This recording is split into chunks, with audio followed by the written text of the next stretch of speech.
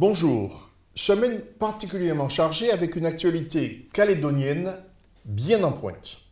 À l'invitation du Premier ministre et du ministre des Outre-mer, Sébastien Lecornu, une vingtaine de représentants politiques calédoniens, indépendantistes et non indépendantistes, se sont retrouvés à Paris pour faire le point sur l'avenir de ce que l'on appelle familièrement le Caillou.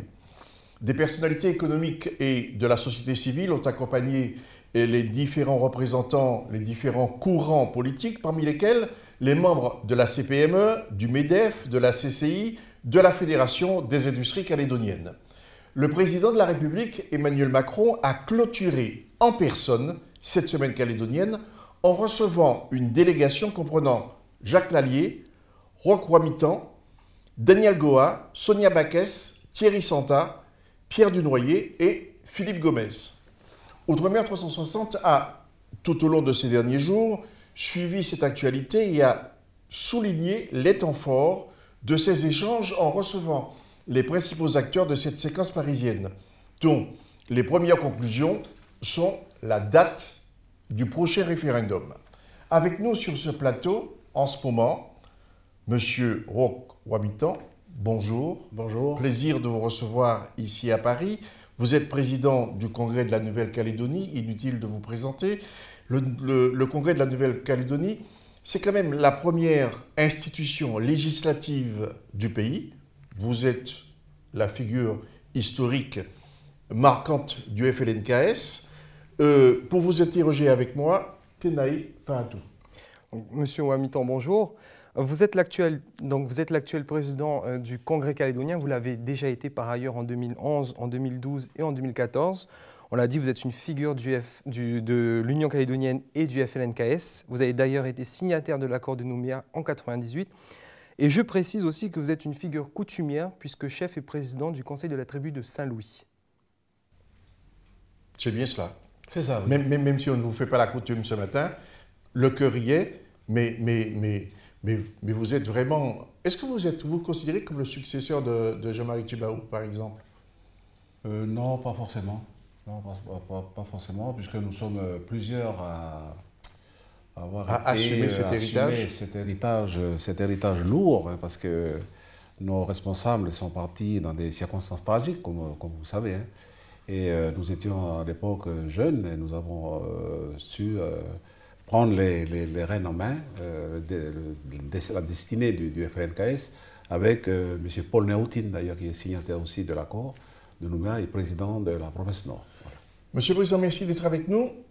Surtout merci parce que vous revenez de l'Élysée, où vous avez été reçu par Emmanuel Macron. C'est une première pour nous. Alors, racontez-nous ce qui s'est passé. Quelles sont vos impressions? En fait, dans le cadre de la visite de la délégation du FLNKS et celle des non-indépendantistes, on va dire, il était prévu qu'à la fin du séjour, à la fin de tout ce cycle de réunions que nous avons tenu devant toute la semaine dernière et depuis lundi, qu'il y ait cette rencontre au plus haut niveau, donc avec le président de la République, qui nous a reçus très aimablement. Il a toujours été très courtois et il a pris connaissance de la déclaration que va donner le ministre Lecornu, il me semble. Il devait donner là, mais je pense que c'est cet après-midi, à 17h. Voilà. Oui. Donc il a déjà fait sa communication comme en conseil de ministre ce matin. Et là, il va donner au cours d'une conférence de presse. Voilà, mais qu'est-ce que vous avez dit? Est-ce que vous dites qu'il a été très courtois, mais il a été attentif selon vous? Mais il a toujours été très attentif à chaque fois qu'il nous a reçus. C'est la deuxième fois qu'il reçoit les membres du... Bon, en 2017, fin 2017, il avait reçu les membres du comité des signataires lorsqu'il a accédé donc, à cette fonction de président. Et là, il reçoit donc les responsables. Bon, c'est un nouveau groupe maintenant, ils ont souhaité comme ça, c'est l'État. Le groupe Le Prédour, ça s'appelle comme ça. C'est l'îlot Le Prédour en Boulou-Paris, là-bas. Voilà. Et donc, c'est le nom que vous avez cité tout à l'heure. Absolument. Voilà, c'est élargi à nos parlementaires. Et donc, il a réaffirmé son soutien, le soutien de la France donc, à ce processus dans lequel nous sommes déjà depuis 20 ans ou 30 ans. C'est le processus de décolonisation et d'émancipation, c'est-à-dire aller vers l'émancipation, c'est aller sur une option devenue maintenant possible ou crédible avec les résultats des différents référendums, les deux référendums qui ont eu lieu là, en 2018 et 2020. Cette option qui est crédible maintenant, mais qui est aussi qui relève non seulement du droit international, mais aussi de la Constitution française, c'est-à-dire la possibilité d'accéder à l'indépendance. Et donc, il nous a affirmé que si la population calédonienne souhaite accéder à l'indépendance, c'est tout à fait son droit. L'État français va vous accompagner. Si la Nouvelle-Calédonie souhaite conserver encore des liens et rester dans la République française, eh bien, nous allons poursuivre notre chemin ensemble. Et vous tirez un bilan positif de cette semaine calédonienne. Est-ce que pour vous, ça a permis de faire avancer la thématique du référendum? Oui, c'est la thématique du référendum, et puis c'est aussi tout ce qui entoure la thématique du référendum, c'est-à-dire c'est en termes d'état d'esprit. L'état d'esprit, comment dire, la population calédonienne. La population calédonienne se pose énormément de questions après, suite aux résultats des deux référendums. Le premier référendum, avant le premier référendum de 2018, personne ne croyait à, comment dire, comment on va dire, à la crédibilité de l'option du oui. Et ça s'est passé comme ça, puisque nous avons fait un score de 43 et quelques %. Mais c'est surtout à partir du deuxième référendum, on était à 47-53, que là, l'État français a commencé à se poser des sérieuses questions, et la population calédonienne aussi, donc celle qui ne partage pas notre option indépendantiste. Et donc tout cela, ça a créé quand même ces sources de tensions, de conflits. C'est tout à fait normal, un climat particulier, mais c'est tout à fait normal. Quand on est à l'approche de ce genre d'échéance, puisque c'est le troisième référendum, c'est le dernier non, voilà. Les gens se posent des questions, qu'est-ce qui va se passer, ça va être comment ma retraite demain, est-ce que si c'est le oui, est-ce que les Kanaks ne vont pas nous foutre dehors de la Nouvelle-Calédonie, etc. Tous ces genres de questions. Et ça, c'est pas matière à ramener la paix, le calme et la sérénité. Voilà, la sérénité. Et au niveau économique, on est déjà plombé par l'affaire de la Covid-19. Et là, il y a l'histoire du référendum qui va. Vous imaginez un peu l'état d'esprit des gens. Et c'est pour ça que nous avons accepté de venir à Paris pour discuter de toutes ces questions-là, puisque de toute façon, nous devions venir pour discuter d'abord et avant tout pour l'organisation du référendum. Voilà.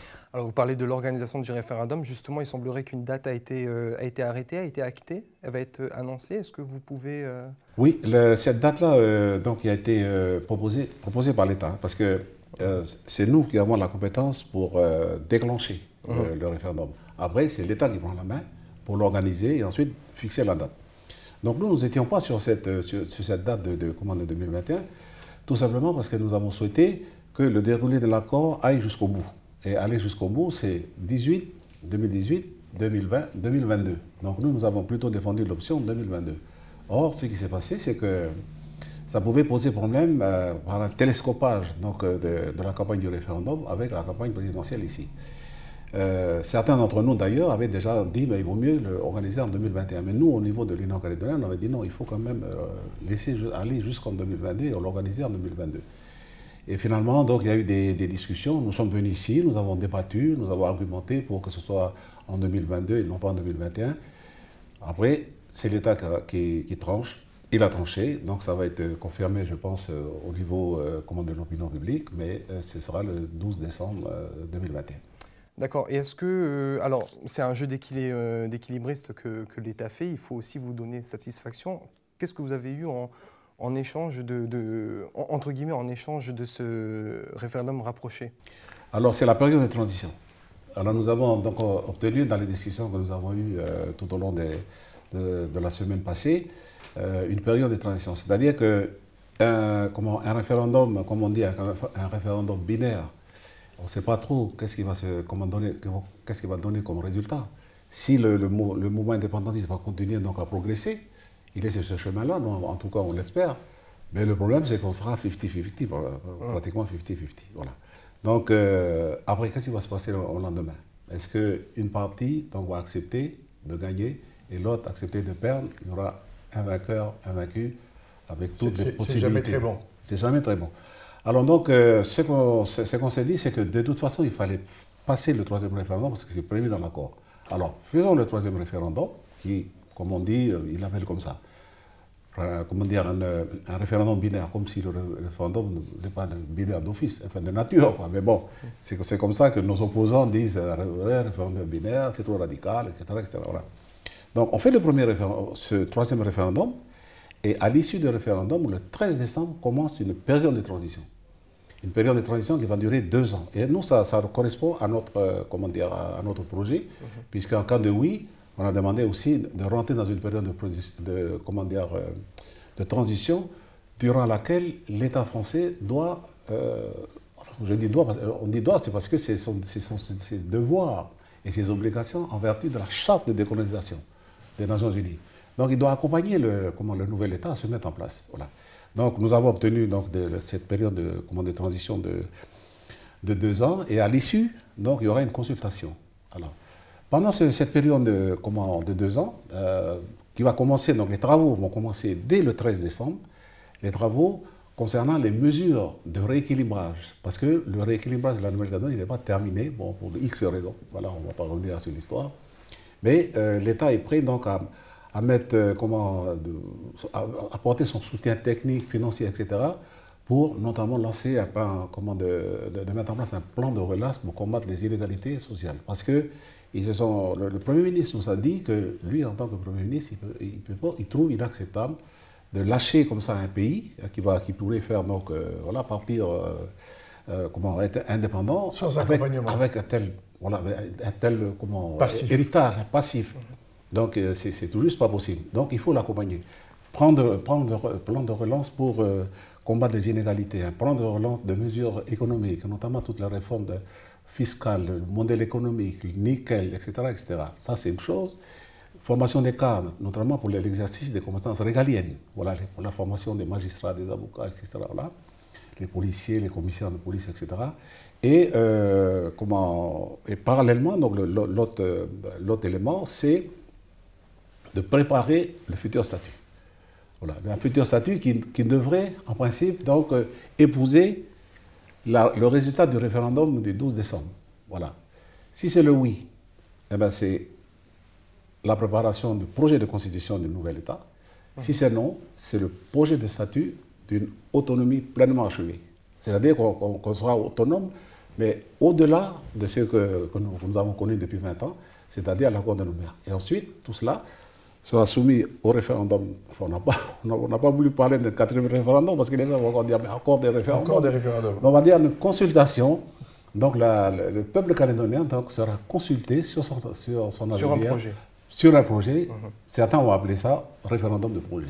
Alors vous avez parlé d'un résultat qui sera de toute façon étroit à 50-50. Il faudra dans tous les cas que chacun des deux camps fasse des concessions pour un chemin... Voilà, ben on a chacun fait des concessions parce que nous, on est venu ici avec la date de 2022. Alors, comme ça a fuité, donc toute la Nouvelle-Calédonie, c'est maintenant la date du 12 décembre. Alors, nous, on n'arrive pas à dormir la nuit parce que les gens nous appellent la nuit. Ben, pourquoi vous avez lâché? Pourquoi ceci, cela? Mais c'est normal parce que c'est la date seulement qui est sortie. Mais cette date-là, elle reste dans un package, dans un dispositif.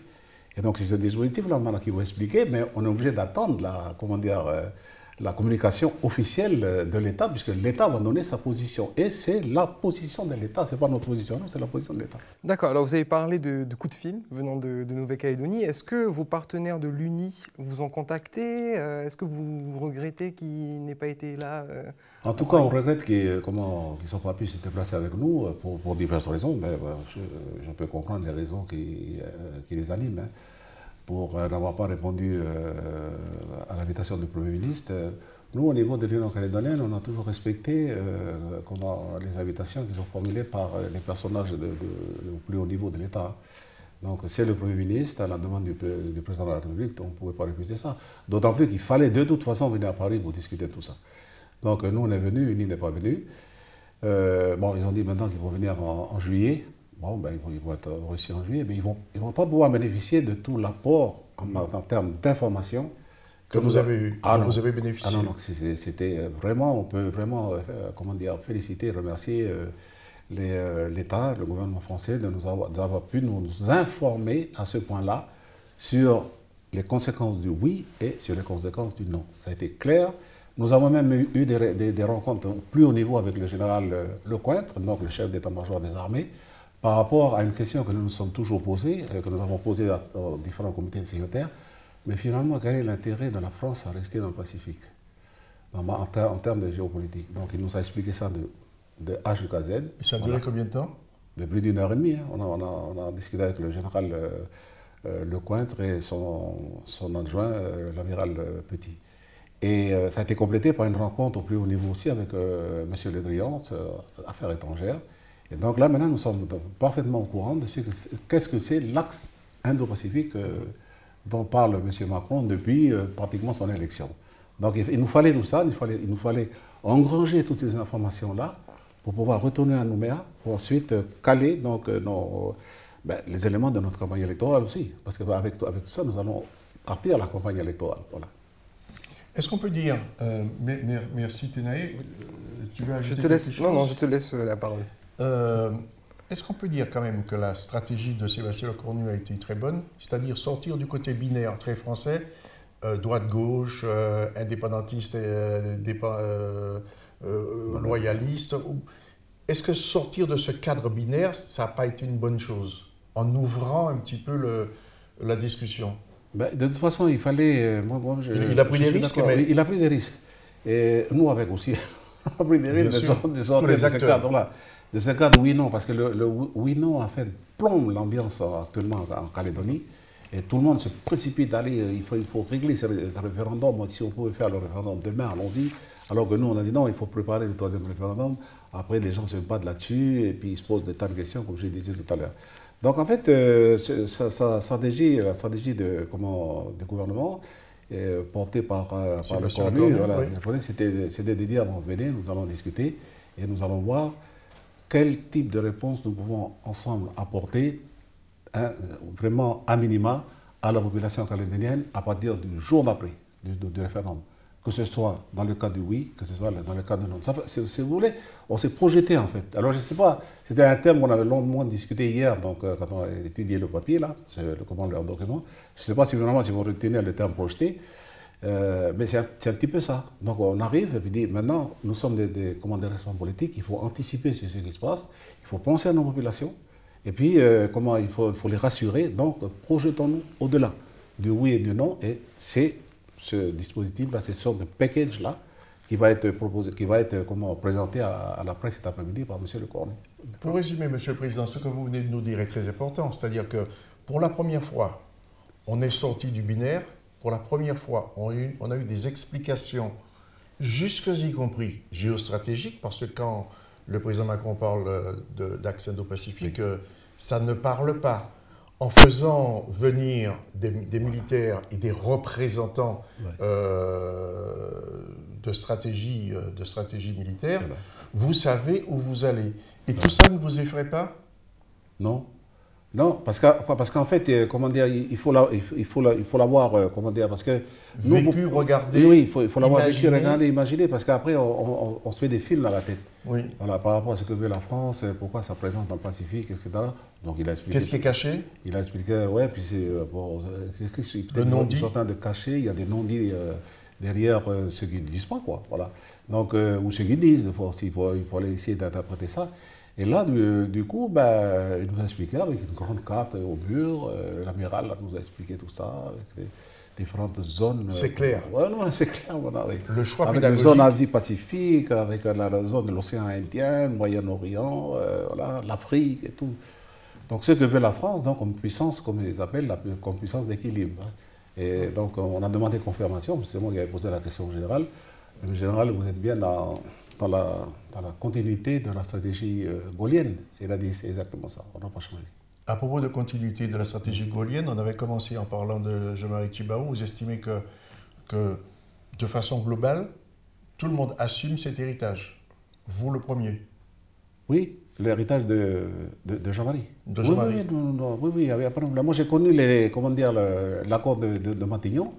J'étais dans le staff de Jean-Marie Tjibaou ici en 1988. Et en 1998, c'était moi qui étais donc à la tête de la délégation du FNKS pour signer l'accord de Nouméa. Et là, à partir c'est ce que j'ai expliqué au président de la République hier, j'ai dit, moi, je me sens engagé en tant que signataire. Moi, je suis président du Congrès, donc je suis encore élu. Je me sens engagé jusqu'à la fin du 3e référendum. Donc, ça veut dire que, personnellement, voilà, je dis, c'est jusqu'au 12 décembre. 12 décembre, on ouvre une nouvelle page. Monsieur le Président, est-ce que vous avez conscience que vous êtes un précurseur et que vous allez ouvrir des voies que vous n'allez pas maîtriser? C'est-à-dire que, pas seulement pour les départements d'outre-mer, mais pour les départements français en général. Les départements français demandent beaucoup plus de décentralisation, beaucoup plus d'autonomie. Est-ce qu'on ne peut pas dire que la Nouvelle-Calédonie, le Caillou, pour l'appeler par son nom, va pas ouvrir une espèce de, pas de tsunami, mais faire en sorte que, effectivement, les régions françaises aient plus d'autonomie? Je pense, oui. Parce que, comme on a toujours considéré, enfin pas nous, mais bon, notamment le gouvernement, il y a eu beaucoup de chercheurs et tout ça, de professeurs de sciences politiques, etc., que la question de la Nouvelle-Calédonie, comme c'est une question qui est très complexe, du fait de sa population, donc du fait de son histoire, on est un laboratoire en fait. On est un peu considéré comme des cobayes. Voilà. Mais on assume. Cobaye, c'est pas bien, mais laboratoire, c'est mieux. C'est mieux, voilà. Et donc, oui, effectivement, de toute façon, et je pense que l'État a aussi cela en tête, que ce qui va sortir de la question calédonienne, là maintenant au 3e, puisque là on a fait un premier accord, un deuxième accord, puis après c'est soit un accord, soit la question, l'indépendance du pays. De toute façon, l'onde de choc elle va toucher l'ensemble des territoires français. Va se disséminer sur l'ensemble du territoire français. Et notamment la Polynésie. Monsieur le Président, merci. Voilà. Merci de nous avoir d'avoir partagé en exclusivité justement tous ces renseignements, toutes ces discussions que vous avez eues à Paris. Voilà, merci encore. Écoutez, merci. Nous, on rentre en Nouvelle-Calédonie, donc qui part demain et après-demain.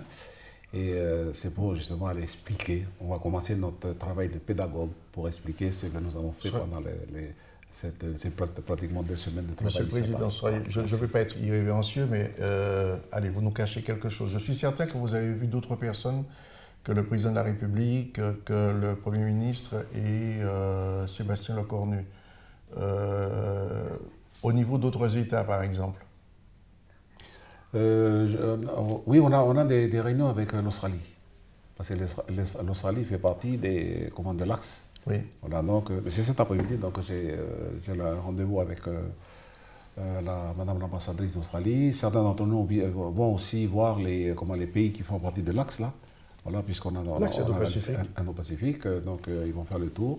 Et moi, par rapport à ma casquette de président du Congrès, eh ben, demain, je vais à Barcelone, donc je vais signer un accord de coopération, de partenariat avec le Parlement de la Catalogne. Donc vous êtes à la fois l'ambassadeur des Kanaks, l'ambassadeur du Caillou et l'ambassadeur de la France. Bravo. Oui, voilà. Parfait. On assume tout cela. On assume tout cela. Merci, Monsieur le Président. En tout cas, merci à vous. Merci à vous. De m'avoir reçu aujourd'hui.